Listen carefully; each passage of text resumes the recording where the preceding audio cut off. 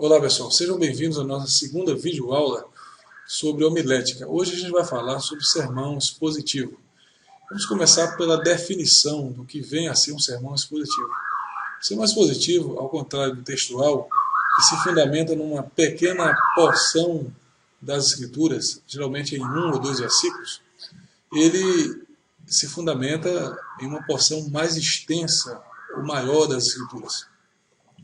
E o sermão expositivo ele tem a característica de que todos os pontos do sermão são interpretados em relação ao tema ou assunto. Essa passagem, portanto, que nós escolhemos da Bíblia para expor ela às pessoas, ela tem que ser interpretada em relação a um tema ou assunto. Então essa característica é muito importante. A maior parte do material do sermão expositivo vem diretamente da própria passagem que nós estamos usando como fundamento para o sermão. E o esboço consiste em uma série de ideias que são progressivas e que giram em torno dessa ideia principal. Nós vamos ver isso daqui a pouquinho em um exemplo que nós vamos colocar para vocês. Mas antes eu queria destacar um pouco mais as diferenças entre o sermão textual e o sermão expositivo.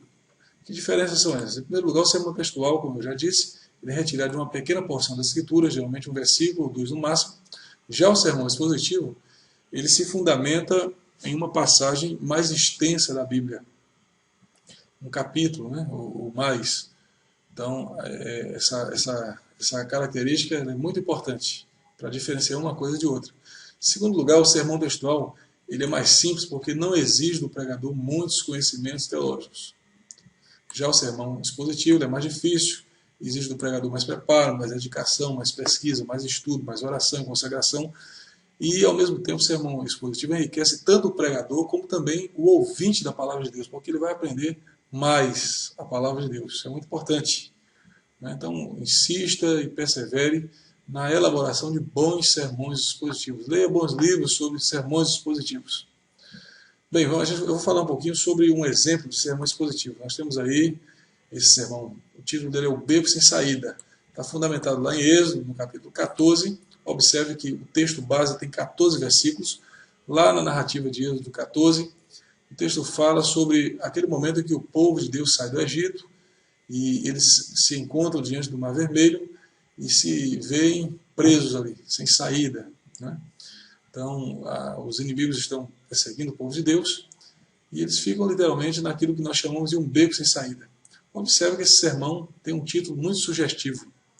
Poderia ser também outro título. O título é elaborado de acordo com a leitura que cada um faz do texto bíblico. O tema desse sermão é uma pergunta: qual é o significado do beco sem saída? E cada ponto desse sermão responde a essa pergunta. O primeiro ponto diz que o beco sem saída é o lugar a que às vezes Deus nos leva. Lá nos versículos 1 a 4 você vai encontrar exatamente essa ideia. De Deus levando o povo até aquele lugar com o intuito de prová-lo, de testá-lo. Então você pode desenvolver esse ponto dizendo que Deus muitas vezes nos coloca em situações que podem até ser difíceis para que a nossa fé seja testada. E o nosso caráter e a nossa vida cristã sejam aperfeiçoados. O beco sem saída é o lugar em que Deus nos prova. Então Deus nos prova no beco sem saída. Está lá no versículo 4 até o versículo 9, é isso que eu estou dizendo. O beco sem saída é o lugar em que às vezes falhamos com o Senhor. O povo falhou com Deus. Lá nos versículos 10 a 12 você vai constatar que as pessoas começaram a murmurar, a reclamar. Muitas não estavam aceitando aquilo que Deus estava propondo a eles. Então o beco sem saída é um lugar de provação da fé, onde nós vamos ser aprovados ou reprovados. Em terceiro lugar, o beco sem saída. Também, em quarto lugar, aliás, o beco sem saída é o lugar em que Deus nos ajuda. Lá no versículo 13 e 14 nós vemos a provisão de Deus, Deus abrindo o mar, Deus providenciando o socorro, o escape. Então Deus ele nos prova, mas ao mesmo tempo ele é o nosso provedor. Ele providencia os meios que são necessários para que nós possamos vencer as dificuldades. Então, observe que esse sermão ele tem 4 pontos que estão fundamentados no texto bíblico. O sermão expositivo ele se fundamenta no próprio texto. Ao contrário do sermão temático, onde os pontos vêm, cada um deles, de uma parte diferente da Bíblia, o sermão expositivo, está fundamentado em um único texto. Ok? Eu vou falar um pouquinho sobre a estrutura geral no sermão. A estrutura nada mais é do que uma forma que nós podemos utilizar para organizar as ideias. É importante nós adotarmos uma estrutura porque as ideias ficam mais organizadas, o pensamento fica mais objetivo e as pessoas aprendem mais. Então o sermão ele tem que ser elaborado de uma maneira tal que os ouvintes entendam qual é a ideia principal e a forma como as ideias apresentadas estão sendo desenvolvidas. É por isso que é importante você utilizar uma estrutura homilética. Né? Mas o que é, afinal, uma estrutura homilética? A estrutura homilética, gente, nada mais é do que a forma como vocês vão organizar as ideias que vão ser apresentadas ou explanadas para os ouvintes, de forma que, através dessa estrutura, ou esboço, a gente chama de estrutura ou esboço, essas ideias sejam apresentadas de forma bem clara. Portanto, a estrutura vai ajudar você a organizar melhor as suas ideias e a apresentá-las, né, de uma maneira mais clara no momento da pregação do sermão, tá bom? Então, nas próximas aulas, a gente vai desenvolver mais esse conceito de estrutura, mas antes eu queria apresentar para vocês um modelo de estrutura de sermão.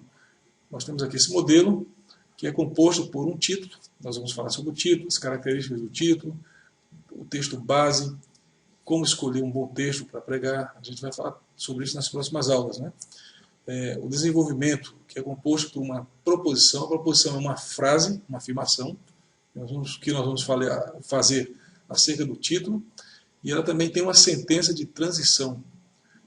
Essa sentença de transição é como se fosse um meio através do qual nós vamos dar proposição para as divisões do sermão, os pontos de pregação. Geralmente um sermão tem 3, 4 pontos. Não é bom você colocar muitos pontos numa pregação, porque senão o seu sermão fica muito cansativo. Né? E todo sermão também tem que ter uma conclusão. A conclusão é a última parte de uma pregação. Ela começa com uma introdução e termina com o desenvolvimento de alguns pontos e termina com uma conclusão.